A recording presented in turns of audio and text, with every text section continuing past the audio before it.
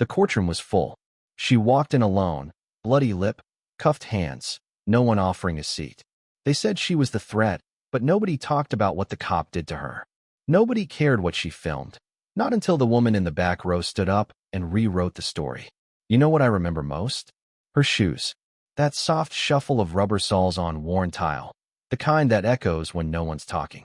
They brought her into Courtroom B, the smallest one, paint peeling off the walls, a busted clock frozen above the judge's bench like time itself had walked out.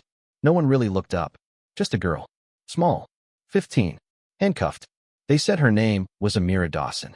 Said she disrupted the peace. Interfered with police work. What she really did was press record. She watched Officer Travis Beckett shove an old black man to the pavement like he was taking out trash. No reason, no warning. Amira didn't yell. Didn't run. She just filmed it. That video got a few thousand views before someone made sure she paid for it. When they brought her in that morning, there was no drama, just silence. The kind that sticks to the walls and makes you feel like the verdict's already been passed. Beckett stood near the witness stand, arms crossed, jaw tight, staring at her like she was the one out of line. That look, like he was entitled to her fear. I didn't know him personally, but I've seen that look before. Amira never looked back. She sat next to a public defender who looked like he'd rather be anywhere else.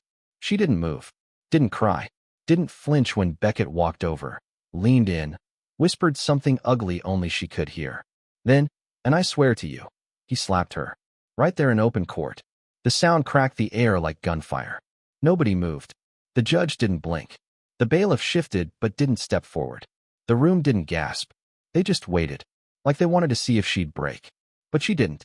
Amira slowly turned back toward the bench, wiped her mouth with cuffed hands, blood on her lip, and said, steady as stone, "You just made it federal."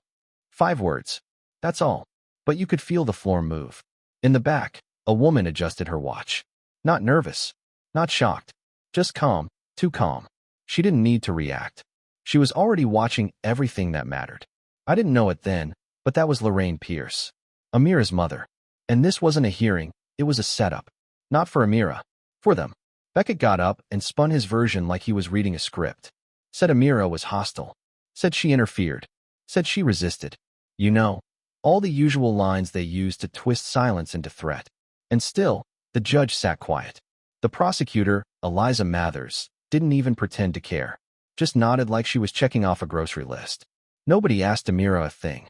Then the defense attorney, Riley, tried. Quiet guy. Young. Nervous. He stood and asked the court to admit new evidence. Video footage from across the street. It showed Beckett shove that old man hard. And it showed Amira step in. No yelling, just arms out like a shield. A 15-year-old girl standing between violence and dignity. They played the video. It was grainy, but clear enough. You could feel the air tighten. And then, Judge Keene waved it away. Said it wasn't verified. Said it didn't count. Like the truth had to clock in and show ID before it mattered. Riley tried again. Got cut off. The prosecutor smiled. Not a big grin.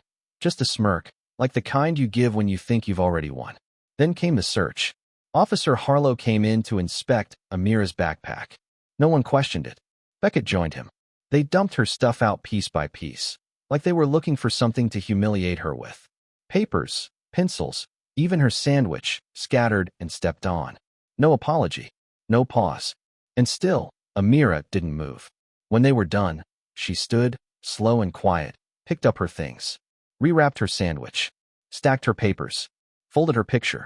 She put her life back together in silence while they watched like she was doing something wrong. When she sat back down, Lorraine tapped her watch twice. It wasn't random. Then Amira passed a note to Riley. Just a few words. Don't act. They're watching. I'm ready.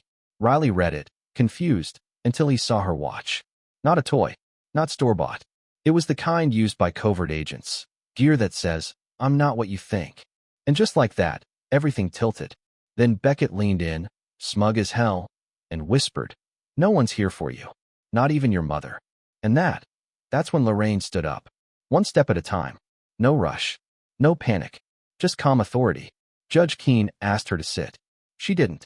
She walked to the center, opened her blazer, and held up a badge. CIA, Internal Oversight Division. I swear the oxygen got sucked out the room. She didn't raise her voice. didn't deliver some grand speech. She just read from a file of ignored complaints and sealed reports. Beckett, Harlow, Mathers, even the judge, all named. Not as heroes, not as protectors, but as enablers. Lorraine laid it out, calmly, fact by fact. And when she finished, she placed a sealed federal detainment order on the clerk's desk. 2 agents entered. Suits. No words. Just movement. Beckett tried to stand, too late. Harlow resisted, didn't matter. They were cuffed right there. This time, under the same lights they used to shame others. The room didn't cheer. It didn't need to. Amira sat still, eyes locked with her mother's. Nothing said, everything understood. Then Riley spoke again, respectfully, but firm. Asked for the court to review the video again, this time under federal confirmation. No one stopped him. The screen lit up. The truth rolled again. Beckett shoved the old man. Amira stepped in, arms out, silent, brave. The courtroom didn't shift because of volume. It shifted because silence finally spoke. Lorraine stepped forward. This isn't justice. It's damage control. The gallery stood, one by one, not for protest. For truth. Amira didn't cry, didn't smile. She just sat taller. The cuffs were gone, but the dignity stayed. A young girl in the back whispered. She didn't yell, and still changed everything. When asked why she didn't fight back, Amira said quietly, because sometimes silence isn't fear, it's strategy. That line, it spread like wildfire. Classrooms wrote it on boards. Activists painted it on walls.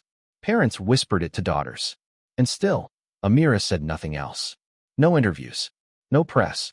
Just stillness. Within days, the prosecutor resigned. The judge went under review. And Beckett and Harlow?